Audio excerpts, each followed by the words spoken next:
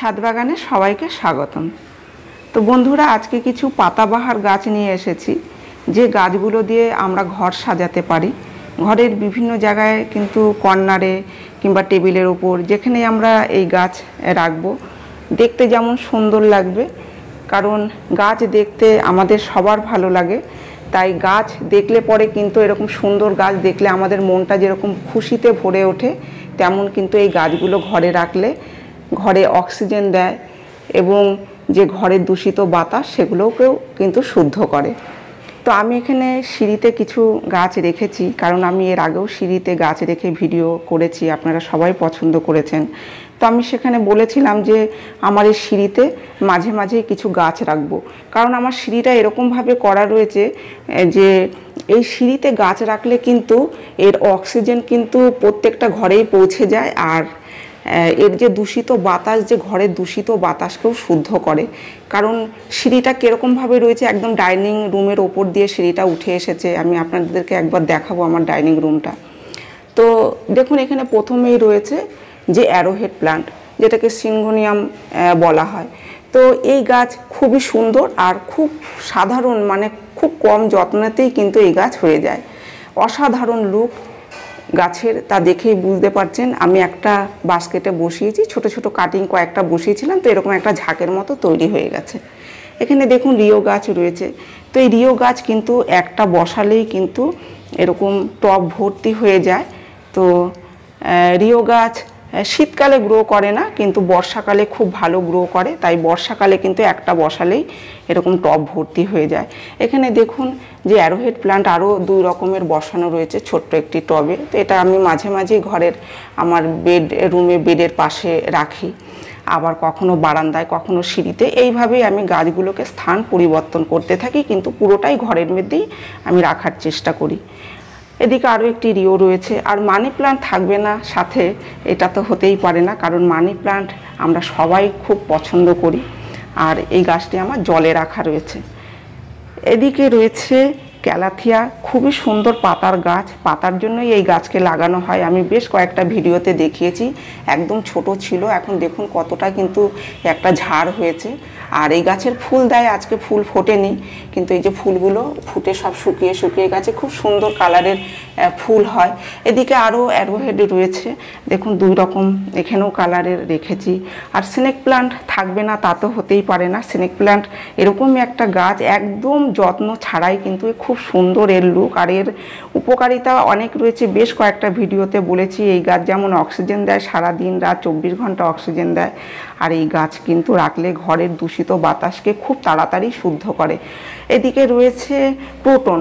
Croton কিন্তু আমাদের balcony কিংবা বারান্দা কিংবা ছাদের যে কোনো বাগানে কিন্তু ক্রোটন না থাকলে যেন মনে হয় একদম বাগানটা ফাঁকা ফাঁকা লাগছে, খুব সুন্দর কালার এনে দেয়। ক্রোটনের বিভিন্ন রকমের কালার আছে, অনেক কালার আছে। তো আমার কাছে কয়েকটি আছে, তো তার মধ্যে আমি 2 রকমই এই সিঁড়িতে রেখেছি। ওইদিকে আরও একটি ক্রোটন রয়েছে, দেখাবো। আর এইদিকে দেখুন একটা আমি কাটিং বসিয়েছিলাম সেই মার্বেল মানি প্ল্যান্টের, তো ওইটা বেশ সুন্দর লতিয়ে যাচ্ছে। অ্যাগ্লোনিমা কিন্তু খুব সুন্দর কালার দেয়, ঘরে সুন্দর করে সাজিয়ে রাখলে কিন্তু সত্যি আমাদের মনটা এত ভালো হয়ে যায়। এটাও আমার জলে রয়েছে, মাটিতে রয়েছে, সেটা ছাদে রেখেছি। তবে ছাদে রাখলে সরাসরি রোদ্দুর একে দেওয়া যাবে না। যেখানে খুব কম সকালের 2 থেকে 3 ঘন্টা রোদ্দুর আসে, এরকম জায়গায় রাখলে কিন্তু এই প্রত্যেকটা গাছ খুব ভালো হয়। আপনারা ছাদেও রাখতে পারবেন, কোনো অসুবিধা নেই। এদিকে আছে অ্যারেলিয়া। এই অ্যারেলিয়া আমি কাটিং থেকে তৈরি করেছি। আমার একটি গাছ কিনে নিয়ে এসেছিলাম, আমার কাছে বেশ কিছু অ্যারেলিয়া রয়েছে, তো তার মধ্যেই একটি আমি সিঁড়িতে রেখেছি, একটা বারান্দায় রেখেছি। তো এইভাবেই আমি গাছ বিভিন্ন জায়গায় রাখি। আর আপনারা যারা আমার ভিডিও দেখেন যে আমি কাটিং থেকে গাছ করতে ভীষণ পছন্দ করি, তো এটাও আমি কাটিং নিয়ে এসে এখানে যে 2টো গাছ আমি দেখালাম যে ক্রোটনের দুটোই কিন্তু কাটিং থেকেই আমি গাছ করেছি। আর রয়েছে স্পাইডার প্ল্যান্ট। এটা দেখুন সুন্দর একটা টবে রাখা রয়েছে, এটাও আমি বেডরুমে রাখি, মাঝে মাঝে নিয়ে আবার বের করে দিই। আর আমার কাছে এছাড়াও স্পাইডার প্ল্যান্ট প্রচুর রয়েছে, ছাদে রয়েছে, দেখুন জানলার উপরেও রেখেছি।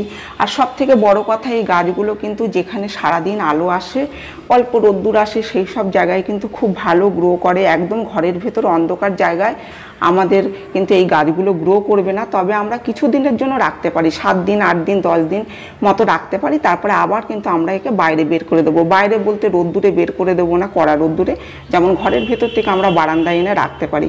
ছাদে রাখলেও যেখানে 1 ঘন্টা রোদ্দুর আসে প্রথম দিন, সেরকম জায়গায় রাখবো। ধীরে ধীরে 2-3 ঘন্টা রোদ্দুরও আমরা রাখতে পারি। সরাসরি রোদ্দুরেই রাখা যাবে, কিন্তু সকালের রোদ্দুর কিংবা বিকেলের রোদ্দুর, দুপুরের কড়া রোদ্দুরে কিন্তু এই গাছগুলো কখনোই ভালো হবে না। এখানে আরও একটি অ্যাগ্লোনিমা রয়েছে, কোটনের পাতা বসিয়ে রেখেছি জলে, শিকড় বের হয়ে যাবে, শিকড় বের হলে আপনাদের সাথে শেয়ার করব। আর এদিকে রয়েছে দেখুন ডামকেন, খুব সুন্দর একটি গাছ। তো এই গাছ এত সুন্দর, এর পাতা, যার জন্য কিন্তু এই ডামকেনকে আমরা বিশেষ একটা স্থান দিয়েছি ঘরে, খুবই ভালো লাগে। তবে এই গাছ অক্সিজেনও ভালো দেয় আর দূষিত বাতাসকেও শুদ্ধ করে। কিন্তু এর একটা খারাপ দিক আছে, সেটা হচ্ছে পাতা ছিঁড়লে কিংবা এর কাটলে পরে দেখা যায় যে একটা তরল পদার্থ বের হচ্ছে, তো সেটা বিষাক্ত। তো যারা জানেন না তাদেরকে বলছি যে এই গাছের যখন কাজ করবেন, কাটিং কেটে যখন বসাবেন, তখন ভালো করে সাবান দিয়ে হাত ধুয়ে নেবেন। এদিকে কিছু গাছ আরও রাখা রয়েছে, দেখুন এগুলো সবই আমি জলে রেখেছি, এগুলো পরপর জলে রেখেছি, জলেও সুন্দর গ্রো করছে। আমি জলের গাছ নিয়ে বেশ কয়েকটা ভিডিও ছেড়েছি, তো আপনারা চাইলে জলেও কিন্তু এইভাবে গাছ রাখতে পারেন। আর একদম বলেছিলাম যে আমার সিঁড়িটা ডাইনিং রুম থেকে উঠে এসেছে, দেখুন এটা হচ্ছে আমার ডাইনিং রুম, একদম কর্নারে রয়েছে স্নেক প্লান্ট। তো এইখান থেকে কিন্তু আমার এই যে ঘরের যে দূষিত বাতাসকে কিন্তু এরা সবসময় শুদ্ধ করতে থাকে। আর এই গাছের প্রচুর গুণ আছে। তো এই গাছগুলোকে আমরা যদি খুব যত্ন করে রাখতে পারি, পরিষ্কার পরিচ্ছন্ন করে রাখতে পারি, ঘরে গাছ রাখলে পরিষ্কার করে রাখতে হবে, হয় কোনো সুতির কাপড় দিয়ে গাছের পাতা মুছে দিতে হবে, নয়তো বাথরুমে নিয়ে গিয়ে শাওয়ারের নিচে রেখে এই গাছগুলোকে স্নান করিয়ে দিতে হবে। অন্তত 15 দিনে একবার কিংবা মাসে একবার করলেও হবে। তো এইভাবেই গাছের মেনটেন করবেন, তো গাছ খুব ভালো হবে। তো আরও একবার আমি দেখাবো যেখান থেকে নিয়ে এসেছি, প্রথম শুরু করেছি, তো সেই জায়গাতেই আবার যাব। এদিকে দেখুন এইভাবে কিন্তু এরকম ডাইনিং রুমের ওপর দিয়েই কিন্তু সিঁড়িটা আমার উঠে গেল। এটা হচ্ছে আমার ছাদে যাওয়ার দরজা। তো এই দরজা থেকেও কিন্তু আলো বাতাস খুব ভালো আসে, সেই কারণেই কিন্তু গাছগুলো এত ভালো হয়। আমি প্রায় 1 মাস ধরে এই গাছগুলোকে রেখেছি এখানে, কোনো রকম কোনো অসুবিধা হচ্ছে না। তবে আবার যখন এই দেখুন একটা বড় অ্যারেলিয়া রয়েছে, আর এইদিকে একটা দেখুন মানি প্লান্ট, দেখুন জলেই রেখেছি, জলে কিন্তু কত বড় হয়ে গেছে। এই দেখুন এটা জলে রাখা আছে, এই দেখুন, তো জলে রাখা আছে, আর এই দেখুন এটা লতিয়ে কিন্তু এরকমভাবে ওপরের দিকে হয়ে যাচ্ছে। তো আমি বলেছি যে জলেও কিন্তু খুব ভালো গাছ হয়। তো এইভাবে আপনারা গাছ করুন, সুন্দরভাবে ঘরকে সাজিয়ে রাখুন। সবাই আমরা গাছ পছন্দ করি, কারণ এরকম লোক এখনও দেখা যায় না যে কেউ গাছ পছন্দ করে না। তো সুন্দর করে গাছ সাজিয়ে রাখলে ঘর যেরকম সুন্দর লাগবে, সেরকম কিন্তু আমাদের মনটাও একদম ভালো হয়ে যায়, মনটা আনন্দতে ভরে ওঠে। আর এই গাছগুলো করা খুবই সহজ, কোনো রকম কোনো অসুবিধা নেই, খুব সাধারণভাবে মাটিটা তৈরি করে গাছ বসিয়ে দিলেই হয়ে যায়। আর এই গাছ সম্পর্কে আপনারা সবাই জানেন যে কম রোদ্দুর, কম জল, কম খাবারেই এই গাছগুলো ভালো হয়। তো এই ছিল আজকের ভিডিওটি আমি এখানেই শেষ করছি। যদি ভিডিও ভালো লাগে তাহলে একটি লাইক করবেন, কমেন্ট করে জানাবেন, আর আমার এই চ্যানেলটিকে সাবস্ক্রাইব করবেন। আপনারা গাছ লাগান, ভালো থাকুন, সুস্থ থাকুন, দেখা হবে পরের ভিডিওতে।